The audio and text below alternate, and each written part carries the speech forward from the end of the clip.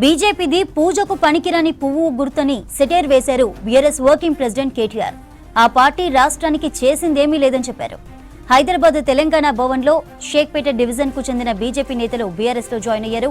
వారికి కండువా కప్పి పార్టీలోకి ఆహ్వానించారు కేటీఆర్. జూబ్లీహిల్స్ ఉప ఎన్నికలో బీఆర్ఎస్ ను గెలిపించాలని కోరారు. పువ్వు పార్టీకి ఇస్తే మీకు తెలుసు, అది పూజకు పనికిరాని పువ్వు. అది అర్థమైందా? ఆ పువ్వు పార్టీ పూజకు పనికిరాని పువ్వు. అది మన రాష్ట్రానికి పనికిరాని పార్టీ. అది ఎంత మాత్రం పనికిరాని పార్టీ. మనకు రూపాయి పని చేయలేవాడు, రేపు చెయ్యడు కూడా. అందుకే మళ్ళొక్కసారి హైదరాబాద్ ఉరకాలంటే, తెలంగాణ ముంగట వడాలంటే మళ్ళా కేసీఆర్ గారు ముఖ్యమంత్రి కావాలి. దానికి జూబ్లీహిల్స్ నుంచే జైత్రయాత్ర మొదలు కావాలి. మీరు ఒక దీపంతో ఇంకో దీపం వెలిగించినట్టు ఒక్కొక్క ఆడబిడ్డ ఇంకొక ఆడబిడ్డని చెప్పాలి, మళ్ళా కేసీఆర్ని తెచ్చుకోవాలి. ఇక అటు బీజేపీపై మాజీ మంత్రి కేటీఆర్ చేసిన విమర్శలకు కౌంటర్ ఇచ్చారు బీజేఎల్పీ నేత ఏలేటి మహేశ్వరరెడ్డి. బీజేపీ పూజకు పనికిరాని పువ్వు అని కేటీఆర్ అంటున్నారని, కానీ ప్రజలకు పనికిరాని పార్టీ బీఆర్ఎస్ అనే విషయం కేటీఆర్ తెలుసుకోవాలని సూచించారు. ప్రజలు వద్దనుకున్న పార్టీ బీఆర్ఎస్ అని తెలిపారు. లిక్కర్ స్కామ్, ఇతర స్కామ్స్ లో ఉన్న పార్టీ బీఆర్ఎస్ అన్నారు. కనీసం ఒక్క పార్లమెంటు స్థానం కూడా గెలవని పార్టీ బీఆర్ఎస్ అన్నారు. అలాంటి బీఆర్ఎస్ నేతలు బీజేపీపై విమర్శలు చేయడం హాస్యాస్పదంగా ఉందన్నారు ఏలేటి. రాబోయే రోజుల్లో బీజేపీ అధికారంలోకి వస్తుందని ప్రజలు నమ్ముతున్నారని అన్నారు. పూజకు పనికిరాని పువ్వు అని చెప్పేసి కేటీఆర్ గారు మాట్లాడినటువంటి మాటలు నిజంగా హాస్యాస్పదంగా ఉన్నాయి.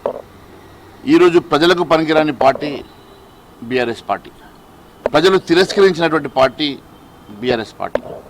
ఈరోజు పూర్తిగా అవినీతిలో కూరుకుపోయి, వేల కోట్లు లక్షల కోట్ల రూపాయల కుంభకోణాల్లో కూరుకుపోయి, అనేక అవినీతి ఆరోపణలలో సిబిఐ ఎదుర్కొంటున్నటువంటి బీఆర్ఎస్ పార్టీ మొన్ననే లిక్కర్ స్కామ్లో కవిత అరెస్ట్ అయ్యి, ఈరోజు ఏ కుంభకోణంలో ఎవరు అరెస్ట్ అవుతారో తెలియని పరిస్థితిలో ఈరోజు టీఆర్ఎస్ నాయకులందరూ కూడా మతి భ్రమించి మాట్లాడుతూ ఉన్నారు.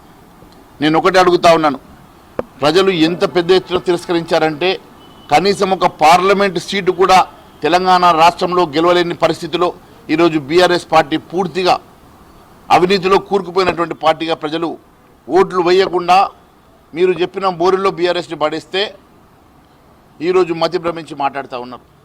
భారతీయ జనతా పార్టీ రేపు ఖచ్చితంగా తెలంగాణ రాష్ట్రంలో కాషాయ జెండా ఎగరేస్తాం.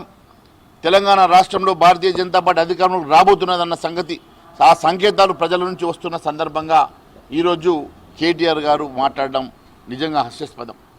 ఈరోజు కేవలం భారతీయ జనతా పార్టీని తిడితే ప్రజలు మెచ్చుకుంటారో ఓట్లేస్తారో అనుకోని చెప్పి బహుశా మాట్లాడినేమో. భారతీయ జనతా పార్టీ గురించి మీరు మాట్లాడిన ప్రతి మాటకి ప్రజలే మీకు జవాబు చెప్తారని మరొకసారి తెలియదు.